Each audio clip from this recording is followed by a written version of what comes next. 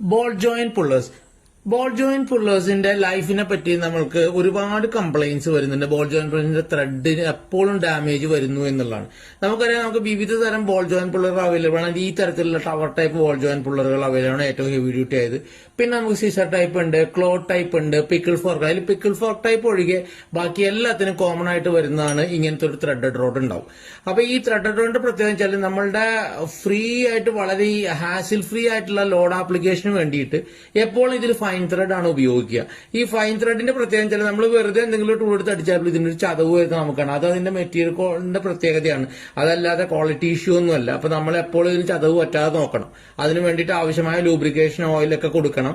എങ്കിലും മാത്രമേ ഇത് നമ്മൾ ഫ്രീ ആയിട്ട് വർക്ക് ചെയ്യാൻ പറ്റുള്ളൂ. പലപ്പോഴും 6-7 മാസം കൊണ്ട് ഈ ത്രെഡ് നശിപ്പിച്ച് കളയുന്ന ഒരു ഇതുണ്ട്. പക്ഷെ അതൊന്നും മെറ്റീരിയൽ ക്വാളിറ്റി ഇഷ്യൂ ഇല്ലാഴികയൊന്നുമില്ല. പക്ഷെ പ്രൊഫഷണൽ ബ്രാൻഡുകളുടെ ഒക്കെ കംപ്ലൈന്റ് വരുന്നുണ്ടെങ്കിൽ നമ്മുടെ കയ്യിലിരിപ്പും കൊണ്ട് തന്നെയാണ് നമ്മൾ മനസ്സിലാക്കണം.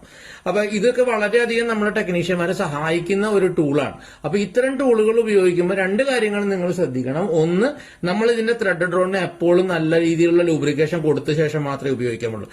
ആക്യുറേറ്റ് ആയിട്ടുള്ള നമ്മൾ വിദേശീയ വീഡിയോയിലൊക്കെ നമ്മൾ കാണുന്നുണ്ട് ഗണ്ണിലടിക്കണം. പക്ഷെ ഗണ്ണിലടിക്കാൻ പാകത്തിലൊന്നുമില്ല നമ്മുടെ ഇന്ത്യ കിട്ടുന്ന ഒരു ടൂളും ഡിസൈൻ ചെയ്യുന്നത്.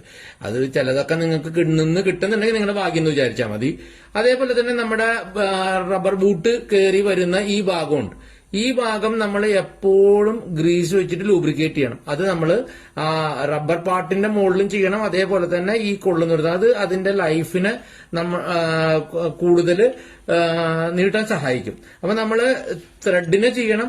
അതേപോലെ തന്നെ ആ ബോള് റബ്ബർ ബൂട്ട് വരുന്ന ഭാഗത്തും നമ്മൾ ലൂബ്രിക്കേറ്റ് ചെയ്യാൻ എപ്പോഴും ശ്രദ്ധിക്കണം, ഓരോ പ്രാവശ്യം ഉപയോഗിക്കണം. അതേപോലെ തന്നെ ഇതൊരു കമ്പനിയുടെ പ്രോട്ടോകോൾ പ്രകാരം ഇത് നിങ്ങളൊരു ഷോക്ക് കൊടുത്ത് ഉപയോഗിക്കേണ്ട ഐറ്റാണ്. ഷോക്ക് കൊടുക്കാന്ന് വെച്ചാൽ ഒരു ടോക്ക് ഷോക്ക് നിങ്ങൾ അല്ലെങ്കിൽ ഹാമർ സ്ട്രോക്ക് കൊടുക്കണം. അതായത് നമ്മൾ ഈ നന്നായിട്ട് ടൈറ്റ് ചെയ്ത് ബോൾ ജോയിന്റിന്റെ മുകളിൽ നമ്മൾ ടൈറ്റ് ചെയ്ത് വെച്ച ശേഷം നമ്മൾ ഇതിന്റെ ആ നക്കിളിന്റെ മുകളിൽ നക്കിൾ പാർട്ടിൽ 2-3 ഹാമറിങ് കൊടുക്കണം. ആ ഒരു ഷോക്കിലായിരിക്കും ഈ ത്രെഡിന്റെ ലൈഫ് തീരുമാനിക്കണം. നിങ്ങൾക്ക് ടൈറ്റ് ചെയ്ത് ഈ ത്രെഡിൽ നിന്ന് തന്നെ ചിലപ്പോൾ നമുക്ക് ബോൾ ജോയിന്റ് വിടിയിക്കാൻ പറ്റും.